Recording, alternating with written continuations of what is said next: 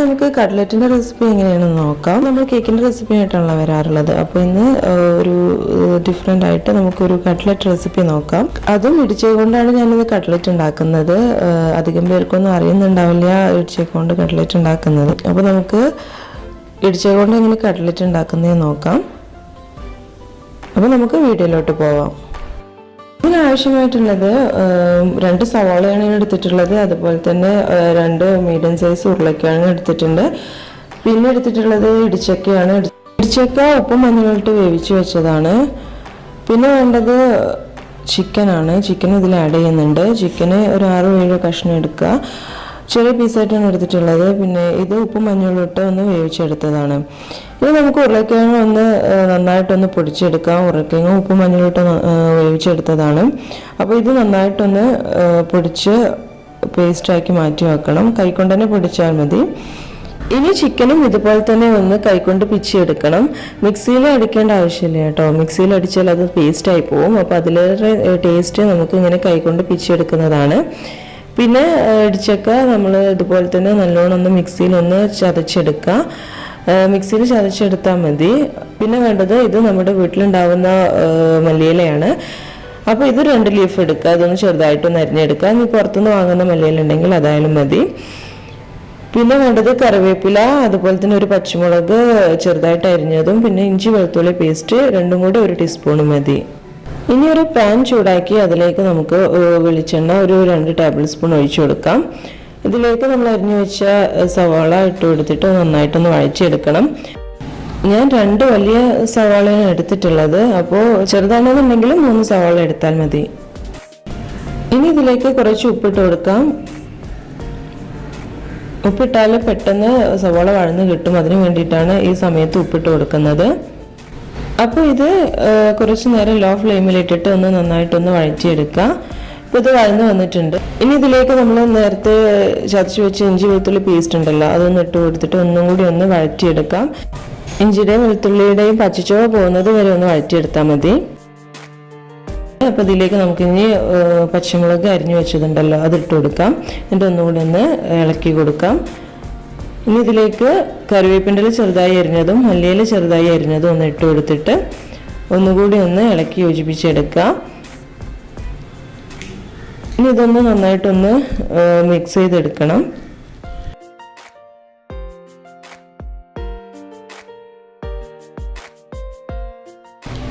ഇനി ഇതിലേക്ക് പൊടികളൊക്കെ ഒന്ന് ഇട്ട് കൊടുക്കാം. 1 ടീസ്പൂൺ മുളക് പൊടി, 1/4 ടീസ്പൂൺ മഞ്ഞൾപ്പൊടി. മഞ്ഞൾപ്പൊടി 1/4 ടീസ്പൂൺ ഇട്ടാൽ മതി. നമ്മൾ ഉരുളക്കിഴങ്ങും ചിക്കനൊക്കെ വേവിച്ച സമയത്ത് മഞ്ഞൾപ്പൊടി ചേർത്തിട്ടുണ്ട്. അപ്പോൾ നമുക്ക് ഇവിടെ കുറച്ച് എടുത്താൽ മതി. അതുപോലെ തന്നെ 1 ടീസ്പൂൺ ചിക്കൻ മസാല ഇടുന്നുണ്ട്, അതിൻ്റെ ഒരു ഫ്ലേവർ കിട്ടാൻ വേണ്ടിയിട്ട്. പിന്നെ അതുപോലെ തന്നെ നമുക്ക് ഒരു 1/2 ടീസ്പൂൺ മല്ലിപ്പൊടി കൂടി ഇട്ട് കൊടുക്കാം. ഇനി ഇതിലേക്ക് ഒരു 1/4 ടീസ്പൂൺ കുരുമുളക് പൊടി കൂടി ഇടുന്നുണ്ട്.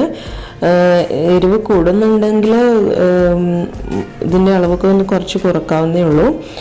പിന്നെ ഇനി ഇത് നന്നായിട്ടൊന്ന് ഇളക്കി കൊടുക്കണം. ഇനി ഇതിലേക്ക് നമ്മുടെ മെയിൻ ഇൻഗ്രീഡിയൻ്റ് ആയിട്ടുള്ള ഇടിച്ചക്ക ഇട്ട് കൊടുക്കാം. ഇടിച്ചക്ക ചതച്ച് വെച്ചത് നമുക്കിതിലേക്കൊന്ന് ഇട്ട് കൊടുത്തിട്ട് നന്നായിട്ടൊന്ന് ഇളക്കി മിക്സ് ചെയ്തെടുക്കണം. നന്നായിട്ടൊന്ന് മിക്സ് ചെയ്തെടുക്കണം.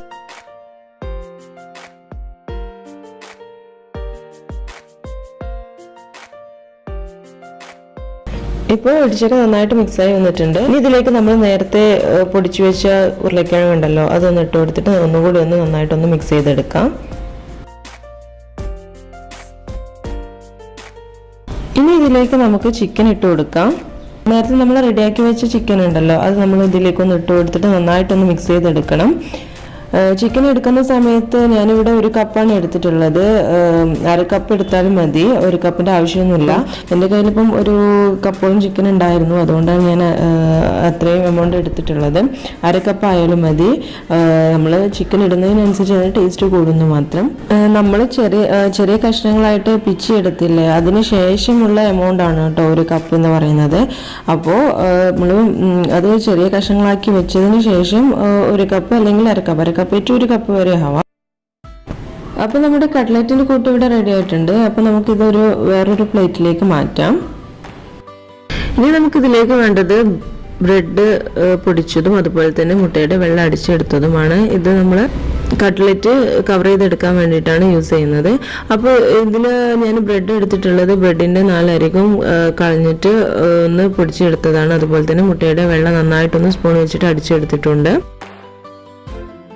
ഇനി കയ്യിലൊന്ന് ജസ്റ്റ് ഒന്ന് എണ്ണ തടവിയിട്ട് ഒന്ന് നമുക്ക് കട്ട്ലറ്റ് ഒന്ന് ചെറിയ ഉരുളകളാക്കിയിട്ട് ഒന്ന് ഷേപ്പ് ചെയ്തെടുക്കാം. ഞാനിവിടെ ഒരു കുപ്പിയുടെ അടുപ്പാണ് എടുത്തിട്ടുള്ളത്.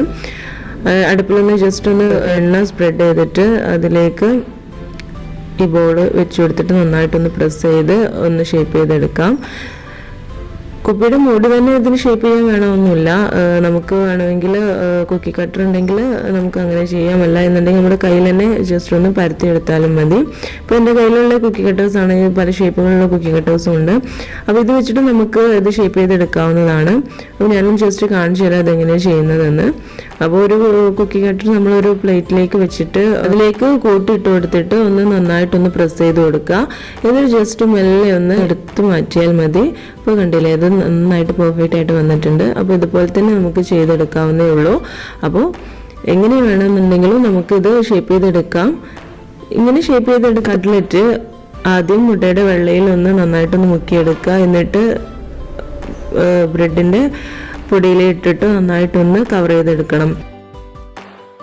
ഇങ്ങനെ ചെയ്യുന്ന സമയത്ത് നമ്മൾ 2 കൈ ഉപയോഗിക്കുന്നതാവും ഏറ്റവും ബെറ്റർ. കാരണം നമ്മൾ മുട്ടയുടെ വെള്ളയിൽ ഇത് മുക്കുന്ന സമയത്ത് നമ്മുടെ കയ്യിൽ അത് നനവായാൽ പിന്നെ നമ്മളത് അതേ കൈ വെച്ചിട്ട് തന്നെ നമ്മൾ ബ്രെഡിലും അത് പൊതിഞ്ഞെടുക്കുന്ന സമയത്ത് നമ്മുടെ കയ്യിൽ അത് ഒട്ടിപ്പിടിക്കാനുള്ള ചാൻസ് കൂടുതലാണ്. അപ്പോൾ അങ്ങനെ ഇല്ലാതിരിക്കാൻ 2 കൈ വെച്ചിട്ട് വേണം നമ്മളിത് ചെയ്തെടുക്കാൻ.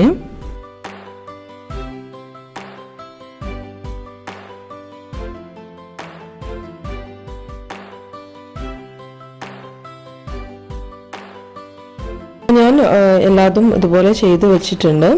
എല്ലാതും ഒന്ന് കവർ ചെയ്ത് വെച്ചിട്ടുണ്ട്. ഇനി നമുക്കിത് ഒരു പാൻ ചൂടാക്കി അതിലേക്ക് എണ്ണ ഒഴിച്ചിട്ട് ഇതൊന്ന് ഫ്രൈ ചെയ്തെടുക്കാം. അത് കവർ ചെയ്യുന്ന രീതിയിൽ എണ്ണ ഒഴിക്കേണ്ട ആവശ്യമില്ല. ജസ്റ്റ് അതിൻ്റെ നടുഭാഗത്തായിട്ട് വരുന്നത് വരെ എണ്ണ ഒഴിച്ചാൽ മതി.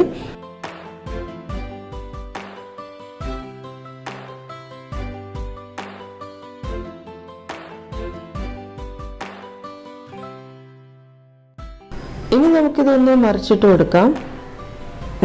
ഒന്നുകൂടി വേവിച്ചെടുക്കാം. നമ്മുടെ കട്ട്ലറ്റ് ഇവിടെ റെഡി ആയിട്ടുണ്ട്. അപ്പോൾ നമുക്കിതൊരു പ്ലേറ്റിലേക്ക് മാറ്റാം.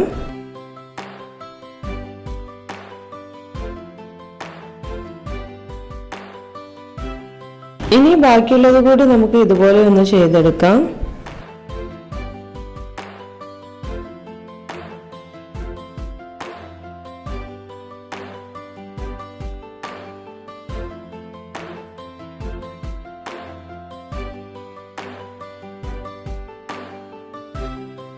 ഇനി നമുക്കിതൊരു സെർവിങ് പ്ലേറ്റിലേക്ക് മാറ്റാം. അപ്പോൾ നമ്മുടെ ടേസ്റ്റി ആയിട്ടുള്ള അതുപോലെ തന്നെ വെറൈറ്റി ആയിട്ടുള്ള ഇടിച്ചക്ക കട്ട്ലറ്റ് ഇവിടെ റെഡി ആയിട്ടുണ്ട്. അപ്പോൾ എല്ലാവരും ഈ റെസിപ്പി ഒന്ന് ട്രൈ ചെയ്ത് നോക്കണം. നിങ്ങളുടെ അഭിപ്രായങ്ങളൊക്കെ കമൻ്റായിട്ട് അറിയിക്കണം. കൂടാതെ ഈ ചാനൽ ഇതുവരെ സബ്സ്ക്രൈബ് ചെയ്തിട്ടില്ലെങ്കിൽ സബ്സ്ക്രൈബ് ചെയ്യാനും ലൈക്ക് ചെയ്യാനും ഷെയർ ചെയ്യാനും ഒന്നും മറക്കരുത്. അപ്പോൾ അടുത്ത വീഡിയോയിലൂടെ കാണാം. അതുവരെ ബൈ.